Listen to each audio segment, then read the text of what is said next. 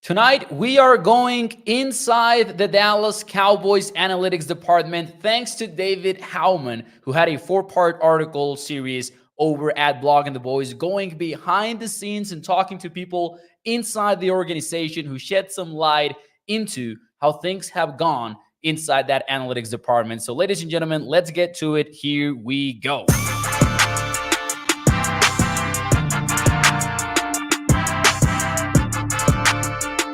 What is up, everyone, and welcome into A to Z Sports Dallas Primetime. I am your host, Mauricio Rodriguez, streaming with you live every Sunday through Thursday night at 8 p.m. Central here on Dallas On Demand Sports Talk Network. With a lot more content coming your way, make sure that you check out a2zsports.com/Dallas. And as always, do me a favor. If you enjoy the show, hit the like button for me. It's free, takes about half a second to do so, and it helps put this show in front of more and more Cowboys fans. I'm excited about today's show because, as you can see, we have a guest of honor here on the show. We don't usually bring a lot of guests, man, but when we do, I think, not trying to pat myself on the back here, but I think we nailed it. We hit it out of the park. And today with me is David Howman from Blogging the Boys. David, welcome to the show, man. How are you? I'm doing good, and man, that is a tall thing I have to measure up to. You really set the bar high, so I'm going to do my best tonight. Nah, man, for real. So for those of you who don't know, David put together a 4-article series over on Blogging the Boys, which was very informative. It really was very fun to read too, and it was basically talking to people in the organization, current and former members of the team, and try to get some insight into the Cowboys analytics department. If you guys remember, we talked about it during the show like last year, right? When the Cowboys were trying to put together this revamped analytics department led by John Park. We talked about what that could mean for Dallas. I guess, David, just to open things up, my question is, my first question has to be how did you come up with this idea? Because that was a pretty original, story to attack in the offseason where when everyone is thinking about contract extensions and maybe everyone is thinking about who's going to be fired, who's going to be hired as the next defensive coordinator of the Cowboys, right? Where did this idea come from for you, man? Well, it really started last offseason as the Cowboys were making all of these changes with their analytics department. Me personally, I'm a big proponent of analytics and their continued integration into football just around the league, and obviously covering the Cowboys for that team specifically. And so when they were making all these hires, when they first announced John Park's hiring, and then all the different people that they hired afterwards, as it was happening, I was writing up articles talking about they hired this person, this is kind of their background. And kind of documenting the fact that this department was expanding, the likes of which the Cowboys have never seen before. And then around preseason, regular season, I got kind of curious about, they were really a team of two that had been for the last year and a half operating really just as one person. And now suddenly they have, 6 or 7 people. How much changes in that span? How much are they expanding? What is that going to look like?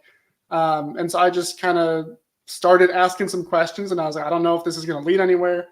Over the course of the season, I was very fortunate to get in touch with several people. And then from there, they would recommend me to other people to talk to, and kind of going through that process. And then as the way the season kind of unfolded, that kind of added in some layers of analysis too, of what we kind of saw change with the Cowboys throughout the season, whether it was the play calling or some of the ways that they, the offense operated, the defense, and some of their, adjustments to injury or scheme or whatever it might be.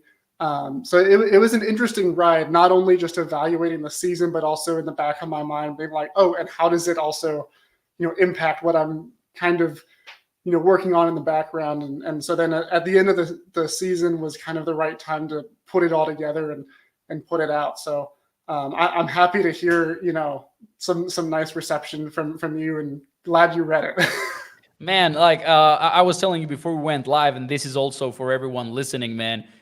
Stay here for the interview, right? Let's have this show together and enjoy it. But also, after we're done with the show, go Google that over on Blogging the Boys or search for it on Blogging the Boys, because it's really a very, very good read. And I was telling David before the show went live that it feels like the Athletic deep story on something. So I thought that was pretty amazing, and I've always have strong admiration for the Athletic, which is why I bring them up, because I really think that some of their stories are very in depth and very high quality. So let's talk about, we'll get to McCarthy and all that, but first, one of the big takeaways for me is we didn't really know what was going on with the analytics department for the Cowboys before Mike McCarthy, right? McCarthy, as you point out in the articles, he was on this PR campaign where they put him, they recorded him with all of his coaching staff that he was preparing with,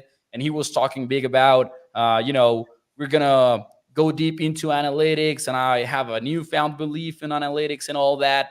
And then for the first couple of years, it was like, where is this, Mike? Right? Like, we're not seeing a more aggressive team on fourth down. We're not seeing more pass happiness and all that. But it turns out the Cowboys always had like that analytics department. It just didn't do as much as we would expect.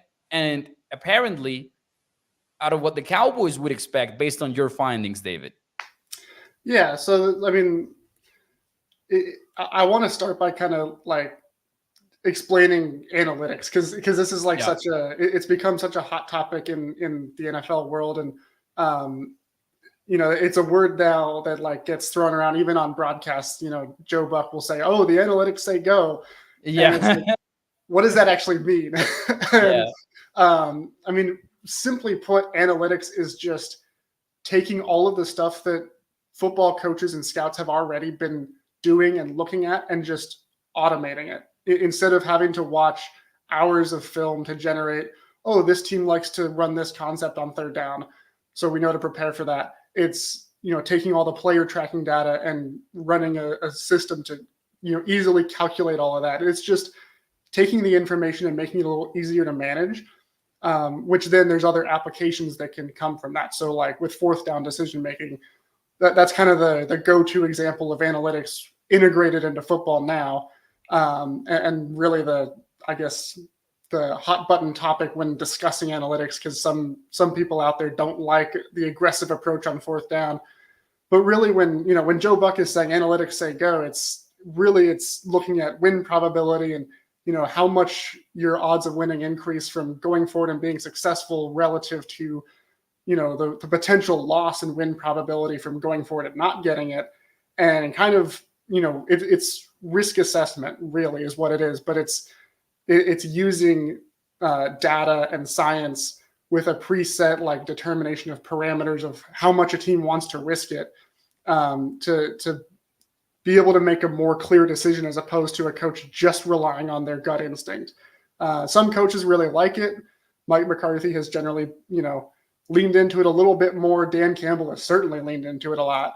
Other coaches out there, Bill Belichick doesn't really, he's more of the old-fashioned coach, and so it's just an extra tool that a lot of coaches have in their bag. And so, for the Cowboys, they had a little bit of an analytics department, but it wasn't really a large one, and they kind of built that up around 2012, 2013, 14, mostly run by a guy named Tom Robinson, who, I go into good detail on kind of his career journey with the Cowboys in the articles series.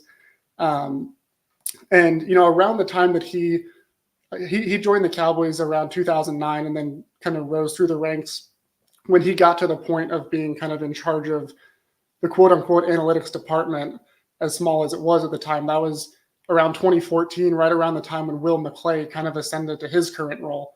And that's no coincidence either, because Will McClay is a big proponent of analytics too. Everybody that I talked to said, he's a big supporter of it. He believes in it. It has backing from Will McClay, which is huge. But around that time, like Pro Football Focus was really just kind of coming into the mainstream, which that was really the first big mainstream analytics website out there, football analytics website. So, at that time it was still a very new concept in terms of what they were doing relative to what hadn't been done before. And so, some NFL teams didn't really embrace it in this full-throated way until about 2017, 2018 with the Cleveland Browns, the Baltimore Ravens really were the drivers of it.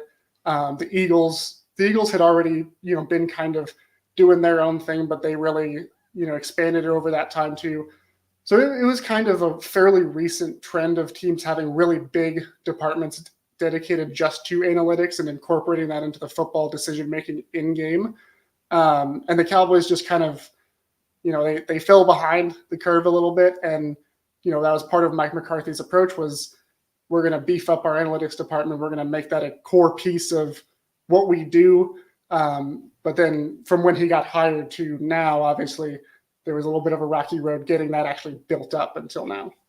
Yeah, and you mentioned McClay supported it, right? And I thought that was an interesting part of your series where we're finding out who is for an analytics department and who is for maybe, a little bit against it, or not against it, but like showing some resistance to it, right? And I found it interesting that, you mentioned McClay, but you also mentioned like Jerry Jones, right? Who maybe a lot of people, because of his age and everything, they might think, hey, he's old school. And I thought it was interesting, to the fact that you pointed out, like the trade chart in a way is also some sort of like data that you're using to really figure out what the value is of like players and draft picks specifically, and how you should think about all that.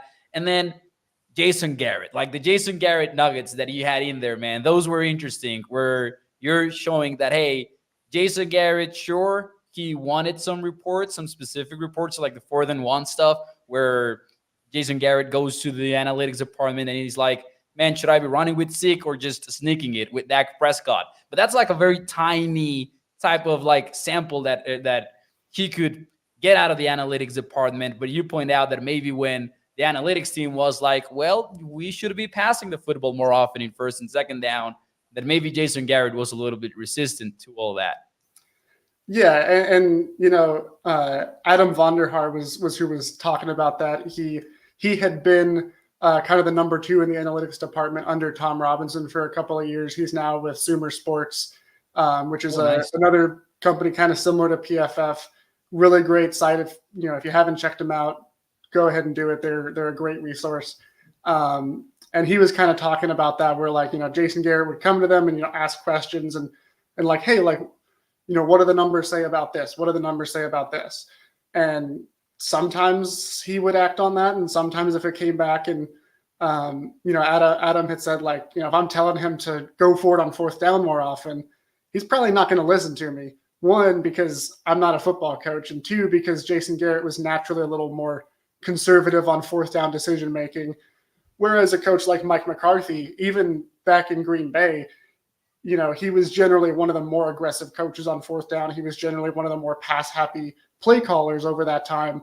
And I'm sure it helped having a guy like Aaron Rodgers just in confidence and trusting your gut a little bit more. But, for a guy like Mike McCarthy, when the analytics guy comes back and says, yeah, you should pass more. Yeah, you should go for it on 4th down. Of course, he's going to say, awesome, love that.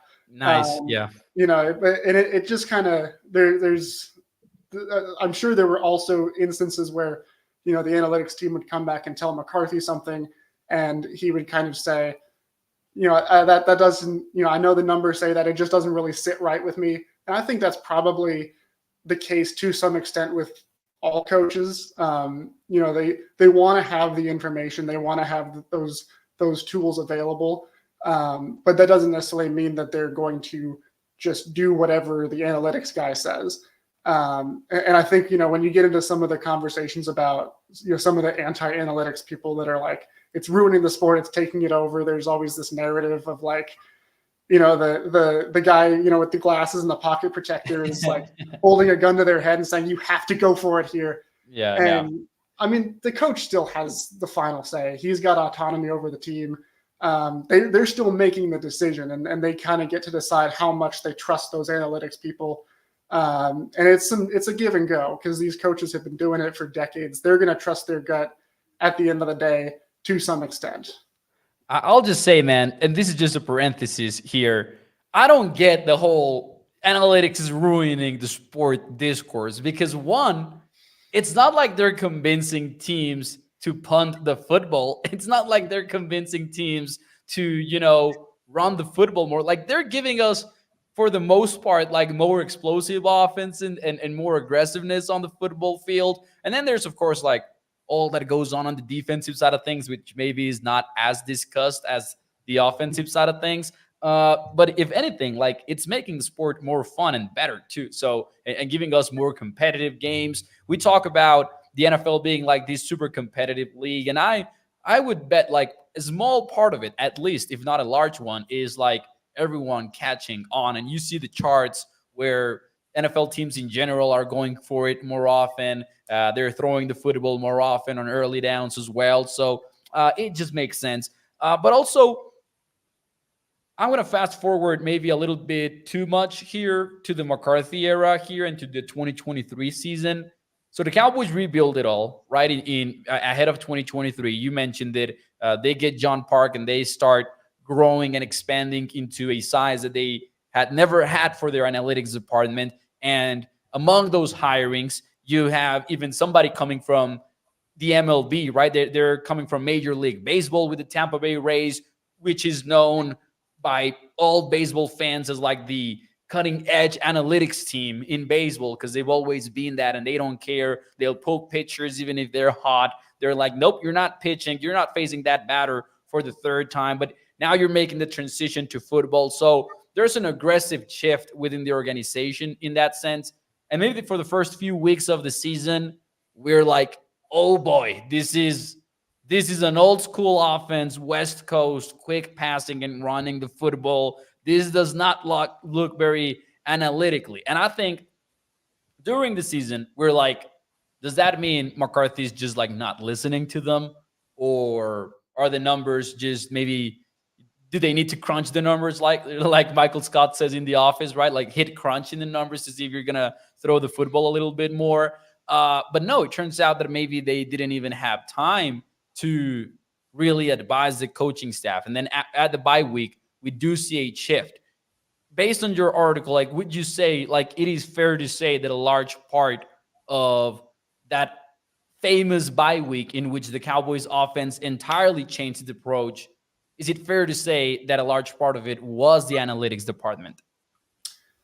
I mean, it's hard to say like just how much of it was them, but I think definitely that was a factor in it. Part of it also was, as had been reported at the time, CeeDee Lamb going to the coaches and saying, hey, I want to be a little more involved. Like, I think that might help.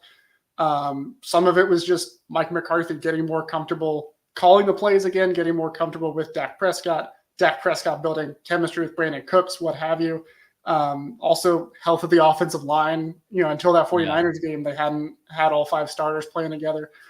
So it was definitely a lot of things, but definitely, with this analytics team, all of them were new to the organization. They were all just kind of getting their feet under them. And, one person had said like they were drinking out of a fire hose those first few weeks, just because, if you think about just the mechanics, like when you start a new job, it takes a little bit to even learn people's names, let alone figure out how to work with this person. Oh, I have a job duty over here. Okay, but like I'm still learning that. And there's an acclimation period, and especially with something like football, where you come in and when you come in the offseason, of course they came in after the draft, after the main run of free agency. And so then it's kind of trying to build some of that infrastructure. But then when the season starts and the rubber hits the road, the games are happening, it's like, oh, okay, here's how this happens. Here's how the team operates on week 1, when they're on the road or when they're at home. And then in that bye week, which, historically Mike McCarthy has been, he's really used that bye week for self-scouting and, usually has, crosstalk in the coach's office, defensive coaches meet with offensive players, things like that. And he's really big on the introspection piece, huddling up with the analytics team too and saying, hey, I mean, we're winning some games, but also, we're not doing, as much as we want. We got crushed by the 49ers. Like, what can we do better? And, I think it's no coincidence that, they started passing the ball more on early downs, that they started, using a lot more pre-snap motion. The run game was kind of, hit, touch and go throughout the year, hit and miss, but it definitely got better as the season went along. I think they kind of found a little bit of a groove there. Tony Pollard also got healthier too, which was a big part of it. But I mean, it's hard to ignore the fact that a lot of the things structurally that they did were just different and more in line with what the analytics tend to suggest is kind of the ideal way for offense and for defense to run. And certainly that bye week was a huge part of kind of just like touching base, huddling up, and like getting on the same page again. That makes sense. Like, had the Cowboys gotten better by running the football more or by being way more conservative, like, then we would be like, okay, that's weird. But I agree with you. Like, they started doing more of what the analytics usually suggest, right? So that is definitely a good point right there. But it's also crazy to think, like, how much or how many things analytics can be about, right? Because we usually talk about third down, we talk about fourth down, we talk about passing on early downs and, going for it and all that. But then there's the example that we mentioned earlier about simply Jason Garrett being like, should I be sneaking it or should I be running with my cowbell running back, Ezekiel Elliott, who is killing it, by the way, at that point in time in 2016. And then there's also the game management aspect of it. And I thought that was also an interesting nugget in your series, where now that Mike McCarthy is facing the 2023 season, and then he's tasked with the play calling because Kellen Moore is out of the picture, he's like, I'm going to be calling the plays. I got to have someone to help me with the game management stuff. And there were still some rough patches in the season, right? There's the ending of the Seattle Seahawks game where we're like, the Seahawks should not have gotten a chance to get back in the game, but they were back in it at the end of the game before the Cowboys defense, if I remember correctly, they forced a turnover and the game was over then. But how heavy or how involved do you think was that process of game management? Because I know some coaches, like, they have somebody talking in their ear during the game and being like, call a timeout, and then they call it. Did you happen to hear anything about the level of involvement of that process? Because I know you mentioned, and I can't remember the name of who it was, who was involved in game management for Mike McCarthy, but did you happen to hear anything about, like, how involved was he? Yeah, so the guy that's kind of like over game management, his name's Ryan Feeder, and he has a very interesting background because he had been a contributor at Over the Cap and Pro Football Focus in the past.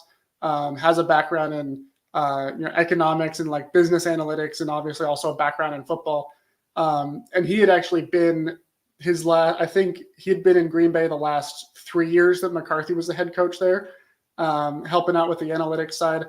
And and Mike McCarthy wasn't, he definitely was more analytics pro analytics after he came to Dallas, after he had that year off and visited PFF headquarters and everything. But he had some exposure to it in Green Bay too, which gets covered a little bit in the one of the first two articles. And Ryan Feeder was a part of that. And so when McCarthy came to Dallas, he brought in Feeder as I think he was a defensive assistant his first year. His title was like defensive assistant / analytics. And there's a couple of people on this coaching staff that are kind of have a little bit of an analytics background as well as a coaching background. And so it's kind of a hybrid role where they're not necessarily, they're not on the computer, like creating code to spit out all these formulas and everything. But when the analytics team does do that part and they, put out these results, like these coaches, then they understand like what EPA per play means, or they understand what, DVOA stands for and how it can be applied. And they can kind of translate that to the other position coaches who might not, they hear that and they're like, is that a typo? Did you fall asleep on your keyboard? Yeah, Um, exactly. Like you said it best. Like I was gonna suggest like a translator, basically of some kind, right? exactly. Because it's a language. It becomes a Yeah. language at some point. Yeah, and so there, there's a few coaches that have that kind of dual background that are on the staff that to help out with that. Ryan Feeder was one of those. This past year, he added the title of game management, and he's kind of that guy that is in McCarthy's ear, thinking about like, hey, we need to, if it's a 2-minute drill, like here's how quickly we need to get the play in, here's when we need to call a timeout, like make sure guys are getting out of bounds, things like that, and really just making sure that people, whether it's McCarthy or relaying it to the players, of making sure we know how much time we still need. And there was I forget which game it was, where McCarthy, with like 8 seconds left or something, he didn't call the timeout. He let it run down to 3 seconds, kick the Oh field yeah. goal.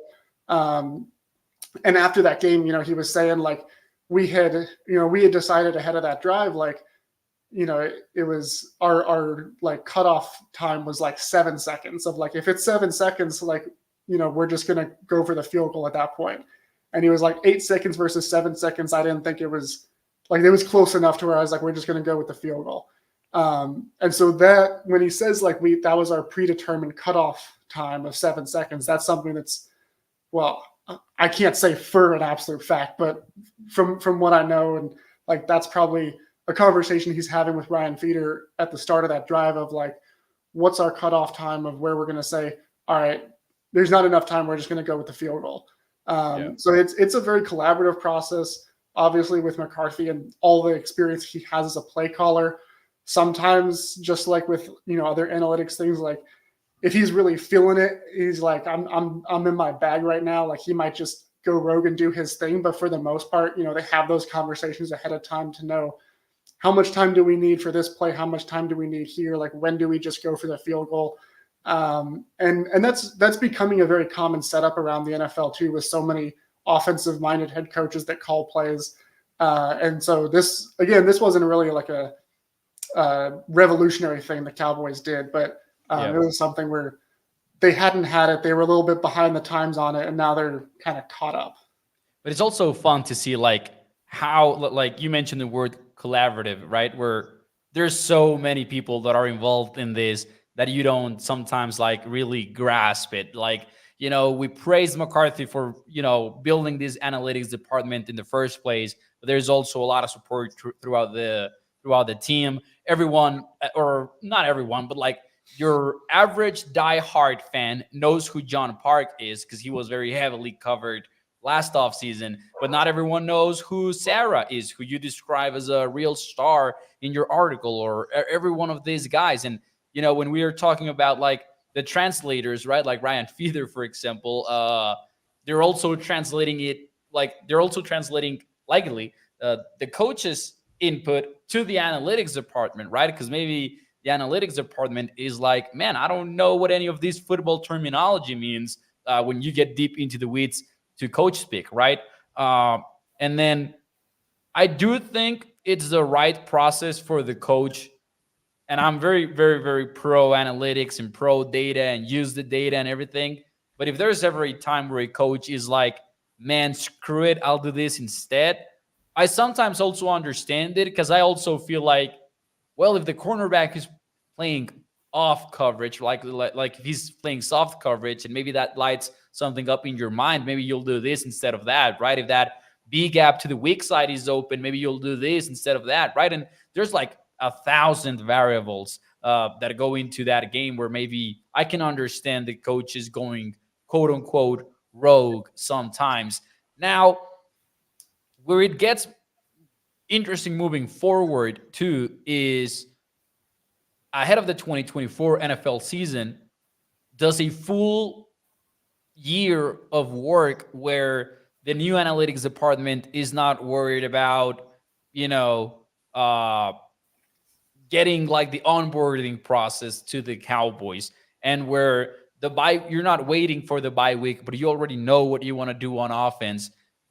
Do you think it's possible? Because this is one of the things that to me was a silver lining, a huge silver lining. I have not had hope this offseason, man. When Jerry Jones said that he was going to go all in, I said BS. I don't expect the Cowboys to go crazy on free agency. I don't expect the Cowboys to do this. Right now, I'm worried they won't even get the extensions done, right? So I think Cowboys Nation as a whole is down bad.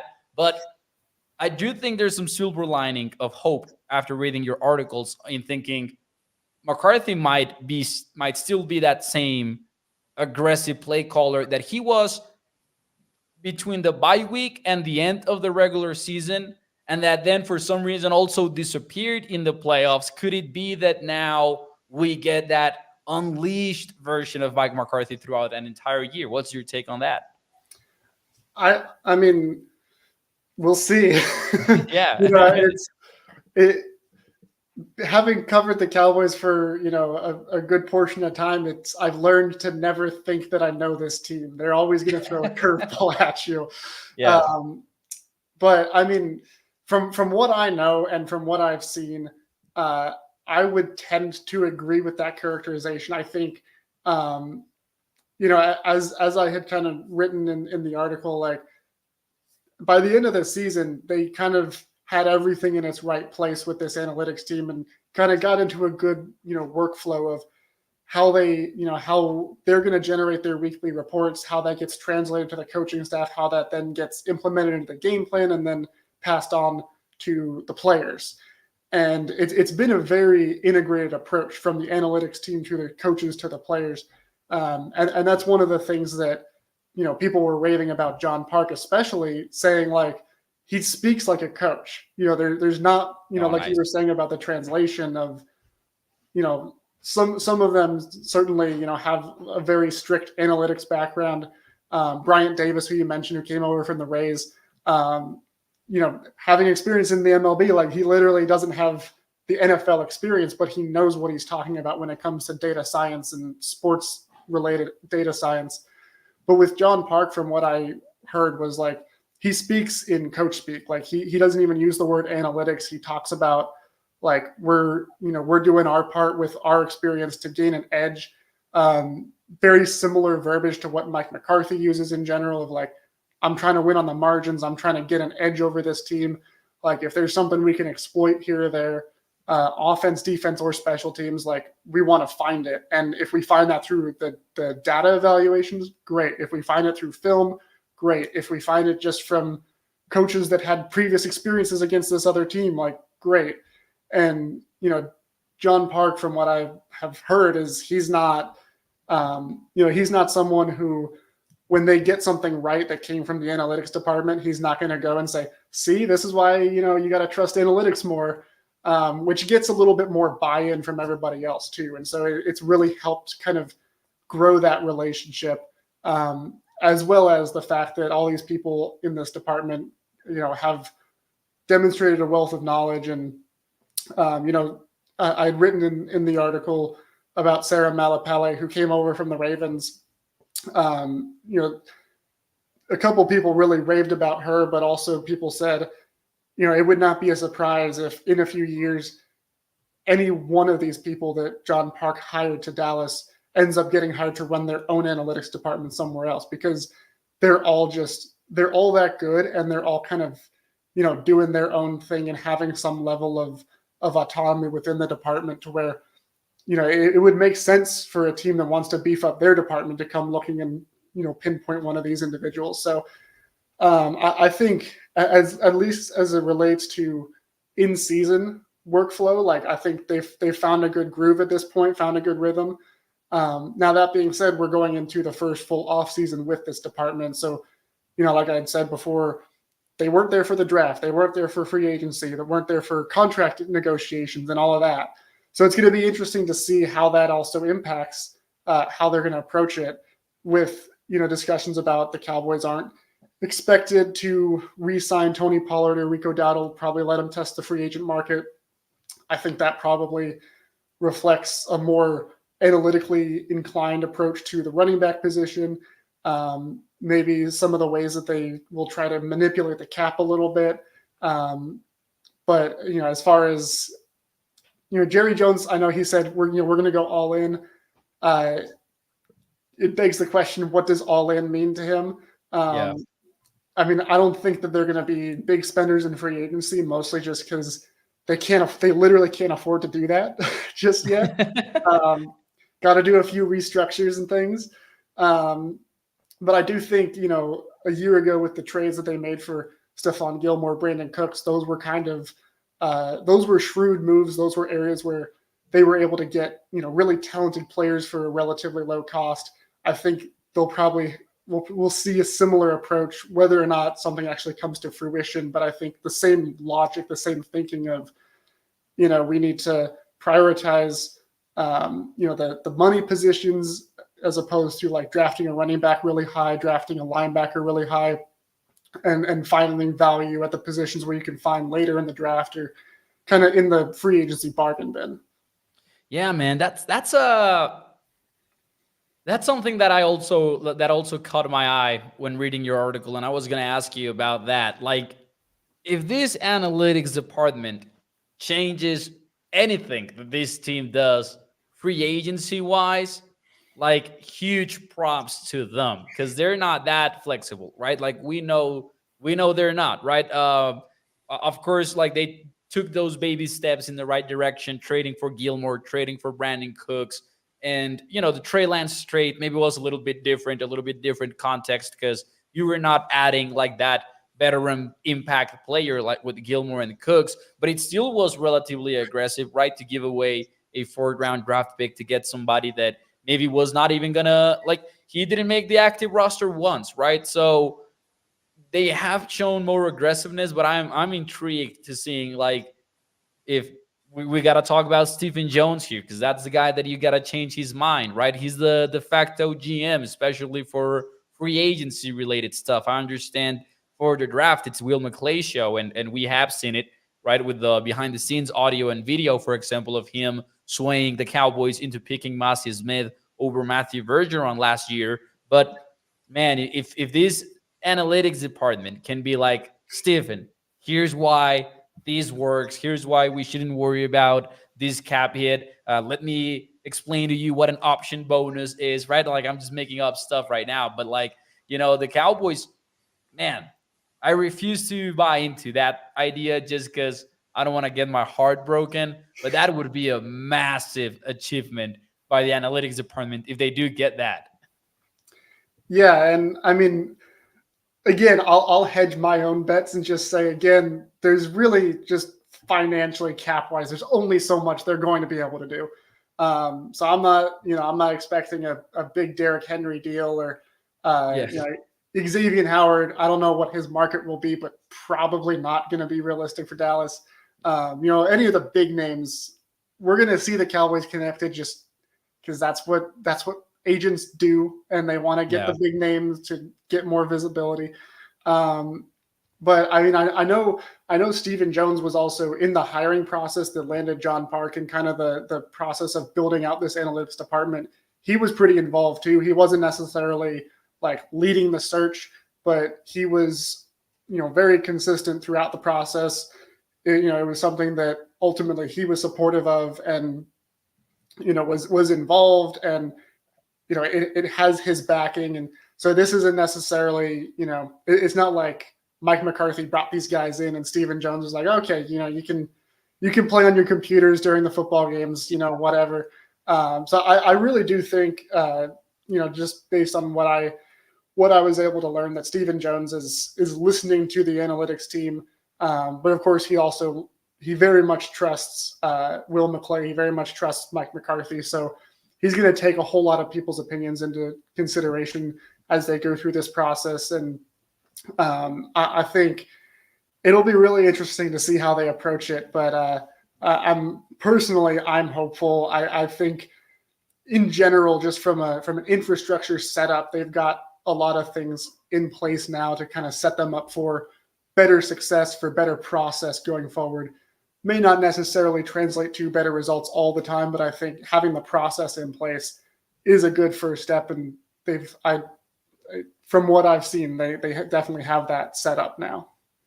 Awesome. Well, man, guys, thank you first and foremost to all of the people in the chat right now, watching live on Facebook, YouTube, and Twitter. As always, I appreciate you taking the time to listen to A to Z Sports Dallas Primetime. But David, man, thank you for joining the show. This was super fun. And again, I do recommend everyone to go check out the article series that David put together. Thanks so much, man, for taking the time to join the show. Yeah, thank you for letting me come on and plug my own articles and talk about everything. It was definitely a fun time, and it's always a fun time talking about the Cowboys, and especially talking about the nerdy analytics stuff that I really enjoy. Man, like, hey, we're a couple of nerds here, so this was a nerd. This was a geek show, basically. So, ladies and gentlemen, as you know, it is Thursday, so it is the final show of the week. We will be back on. Well, I will be back. David won't be back. Don't worry, David. You can enjoy your Sunday night. But I will be back on Sunday, 8 p.m. Central, to talk some Cowboys football with you. Hit the like button for me, and I will see you next weekend. Bye bye.